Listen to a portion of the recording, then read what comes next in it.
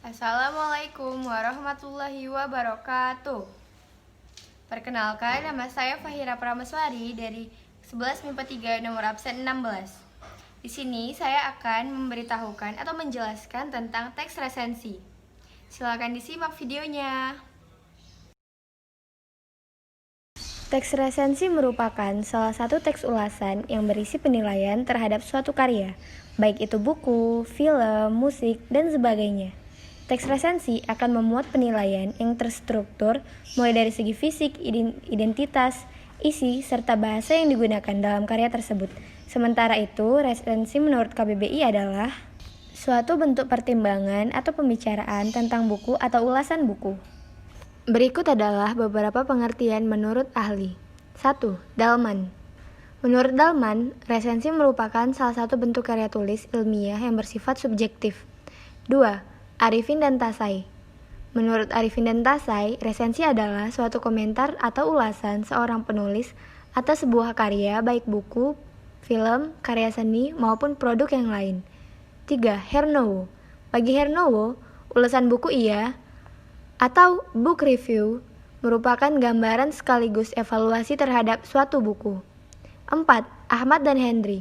Menurut Ahmad dan Henry, resensi dibuat untuk memberikan pertimbangan-pertimbangan terhadap karya-karya seni lainnya, seperti drama, film, dan sebagainya. Apa sih fungsi teks resensi itu? Nah, berikut adalah beberapa fungsi dari teks resensi. 1. Kekurangan dan kelebihan. Dengan teks resensi, penulis mengetahui kekurangan dan kelebihan atas karyanya. 2. Promosi. Menulis teks resensi dapat menjadi sarana untuk mempromosikan karya tersebut. 3. Pengembangan kreativitas. Dengan menuliskan teks resensi, kreativitas si pembuat resensi dapat semakin terasah loh. Dan keempat, bahan pertimbangan. Resensi dapat menjadi bahan pertimbangan suatu karya apakah karya tersebut layak dinikmati atau tidak. Tujuan dari teks resensi. 1. Memberi pemahaman komprehensif mengenai suatu karya berdasarkan sudut pandang penulis resensi. 2. Mengajak pembaca berpikir, merenung, dan mendiskusikan lebih jauh substansi dalam karya yang diulas. 3. Memberi pertimbangan pada pembaca mengenai kelebihan dan kelemahan suatu buku. Dan yang terakhir, memberi informasi detail sebuah karya, yaitu nama pengarang, tahun terbit, latar belakang pengarang, proses pengkaryaan, atau hubungan dengan karya lain yang sejenis. Struktur teks resensi. Menurut Kosasih dan Kurniawan, ada 5 bagian dari struktur teks resensi, yaitu adalah orientasi, yang kedua ringkasan, yang ketiga analisis, keempat evaluasi, dan yang terakhir rekomendasi. Berikut adalah penjelasannya. 1. Orientasi. Orientasi berisi penjelasan awal atau pengantar tentang identitas karya itu, terutama berkaitan dengan judul, pengarang, penerbit, tahun terbit, atau ketebalan buku, jika karya yang diresensi berupa buku. Yang kedua, ringkasan. Ringkasan yaitu adalah uraian pendek dari isi buku secara keseluruhan, berisi pokok-pokok peristiwa dalam buku fiksi atau gagasan-gagasan utama dari setiap babnya dalam buku non-fiksi. Yang ketiga, analisis. Analisis berupa paparan tentang keberadaan isi buku, mungkin pula unsur-unsur cerita, seperti tema, penokohan, atau alur jika buku itu tergolong ke dalam teks fiksi. Yang keempat, evaluasi. Evaluasi berupa paparan tentang kelebihan dan kekurangan suatu karya. Dan yang terakhir adalah rekomendasi. Rekomendasi merupakan penegasan ulang atau rekomendasi dari penulis terhadap pembacanya. Pada bagian ini, penulis dapat menyampaikan kelayakan buku tersebut untuk dibaca. Bagian ini bersifat opsional, boleh ada ataupun tidak ada dalam teks resensi. Sistematika teks resensi. Berikut adalah sistematika dari teks resensi. 1. Mencantumkan terlebih dahulu tema atau judul karya yang akan diresensi. 2. Mencantumkan nama pengarang, judul karya, penerbit, tempat penerbit, jumlah bab, dan jumlah halaman. 3. Memperlihatkan sistematika, bahasa, dan ringkasan karya yang akan diresensi. 4. Menjelaskan kualitas karya yang akan diresensi, kekuatan dan kelemahan, dan perbedaannya dengan karya lain-lainnya. 5. Menyampaikan pendapat dan kesimpulan dari penulis secara pribadi. Dan yang terakhir, mencantumkan identitas penulis. Unsur-unsur dari teks resensi. Unsur teks resensi terbagi menjadi 4, yaitu adalah 1. Judul. 2. Susunan data buku. 3. Isi. Dan yang terakhir adalah penutup.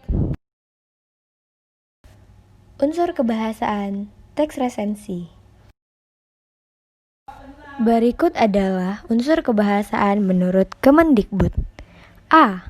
Banyak menggunakan konjungsi pengarang seperti bahwa, yakni, dan yaitu. B. Banyak menggunakan konjungsi temporal seperti sejak, semenjak, kemudian, dan akhirnya. C. Banyak menggunakan konjungsi penyebab seperti karena dan sebab. D. Menggunakan pernyataan-pernyataan yang berupa saran atau rekomendasi pada bagian akhir teks. Hal ini ditandai oleh kata jangan, harus, dan hendaknya. Berikut adalah contoh dari teks resensi. Berikut adalah contoh dari teks resensi berupa buku pintar pajak e-commerce dari mendaftar sampai membayar. Judul buku: Buku pintar pajak e-commerce dari mendaftar sampai membayar. Penulis oleh Dr. Nufransa Wirasakti, Eskom M Ekonomi. Penerbit dari Visi Media. Tahun terbit adalah 2014. Tebal buku 244 halaman, ditambah 12 halaman prakata dan daftar isi. Bahasa Indonesia, sampul biru, putih, dan hitam. 1. Buku ini ditulis oleh Nufransa Wirasakti, seorang praktisi pajak muda yang telah menyelesaikan pendidikan S3-nya dari Niigata University, Jepang. Banyak kegiatan yang dilakukan selama menjadi mahasiswa dan tulisan yang dihasilkan selama menjadi mahasiswa dan praktisi pajak. Penulis aktif menyumbangkan banyak tulisan di beberapa media seperti Berita Pajak, Indonesia Tax Review, Harian Kontan, dan Kompasiana. 2. Buku ini sendiri menjelaskan aspek perpajakan untuk usaha yang dilakukan melalui internet atau e-commerce. Buku ini sangat berguna dan perlu dimiliki oleh para pengusaha e-commerce. Bukan hanya menjelaskan pajak untuk masing-masing model transaksi e-commerce, tetapi juga memberikan contoh nyata transaksi yang dikenakan pajak. Buku ini memaparkan data dan fakta seputar penggunaan internet dan transaksi e-commerce. Melalui analisis yang mendalam, Nufransa berhasil menemukan bahwa transaksi e-commerce mempunyai potensi pajak besar, khususnya dari wajib pajak orang pribadi. Namun, terdapat banyak permasalahan pemajakan untuk transaksi e-commerce. 3. Salah satu permasalahan tersebut adalah transaksi e-commerce bersifat tanpa batas, sehingga dapat menembus batas-batas negara. Dengan transaksi online, barang tak berwujud seperti buku digital atau e-book dapat dikonsumsi tanpa pengenaan pajak di negara manapun. Di sisi lain, dengan ketentuan kerahasiaan bank, otoritas pajak tidak dapat menelusuri rekening yang digunakan untuk menampung penghasilan dari bisnis online tersebut. Hal inilah yang mendorong penulis untuk mengkaji aspek perpajakan e-commerce di Indonesia. 4. Dengan metode analisis deskriptif yang mendalam, Nufransa menyajikan aspek perpajakan secara detail 4 model transaksi e-commerce yang meliputi online marketplace, classified ads, daily deals, dan online retail dari proses mendaftar sampai dengan membayar pajaknya. Buku ini juga membahas mengenai potensi penerimaan pajak yang dapat digaji atau digali dari aktivitas e-commerce. Di ujung akhir buku, penulis menawarkan solusi terhadap permasalahan pemajakan e-commerce. Semuanya diuraikan secara terperinci dengan disertai contoh transaksi dan jawaban atas kewajiban perpajakannya untuk setiap model transaksi e-commerce, sehingga mudah dipahami oleh pembaca. Selain paparan data yang terperinci kuat dan terperinci, buku ini juga disajikan tabel dan tulisan mengenai manfaat dan sikap sadar pajak. 5. Banyak sekali keunggulan yang terkandung dalam buku ini. Di antaranya ialah buku ditulis menggunakan bahasa yang ringan dan populer, sehingga menyesuaikan dengan target pembaca yang kebanyakan adalah generasi muda. Buku ini juga menyajikan perbandingan model pemajakan di berbagai negara. Selain itu, buku ini memberikan informasi secara terperinci dengan disertai ilustrasi, sehingga mudah dimengerti oleh pembaca. Ilustrasi sampul juga menarik, sehingga mendorong minat untuk mengetahui isi bukunya.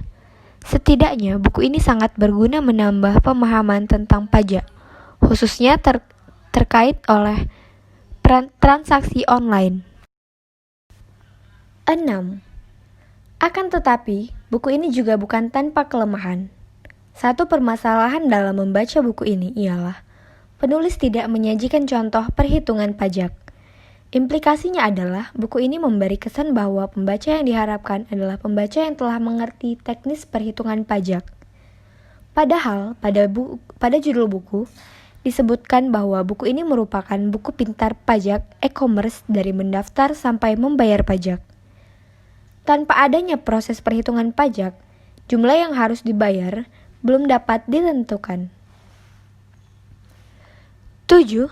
Buku ini tampaknya lebih tepat dan bermanfaat bagi para pengusaha atau penggiat e-commerce, praktisi pajak, pengambil kebijakan sektor pajak di pemerintahan untuk dijadikan sebagai acuan pelaksanaan kewajiban pajak. Pembuatan kebijakan pajak di sektor e-commerce. Berbeda dengan buku ini, buku yang berjudul Bijak atau Buku Orang Pribadi Pintar Pajak yang diterbitkan oleh Direktorat Jenderal Pajak lebih ditujukan bagi pembayar pajak individual, bagi pemula maupun yang sudah ahli. Jika buku yang disebut pertama mentitik beratkan pada konsep pemajakan untuk transaksi online, sedangkan buku yang disebut belakangan membahas teknis pelaksanaan kewajiban perpajakan untuk pembayar pajak individual. 8. Meskipun terdapat perbedaan dalam hal pendekatan, kedua buku tersebut ditulis sebagai upaya untuk membangun kesadaran pajak di semua lini pembayar pajak. Buku Pintar Pajak E-commerce dari mendaftar sampai membayar lebih menitik beratkan pembaca generasi muda yang sudah paham seluk-beluk internet dan transaksi online. Sedangkan buku Bijak lebih difokuskan untuk membimbing pembayar pajak orang pribadi melaksanakan kewajiban perpajakannya. Dan yang terakhir adalah buku mencegah bahaya penyalahgunaan narkoba melalui pendidikan budaya dan karakter bangsa sangat berguna, khususnya bagi para pengusaha atau penggiat e-commerce, praktisi pajak, pengambil kebijakan sektor pajak di pemerintahan.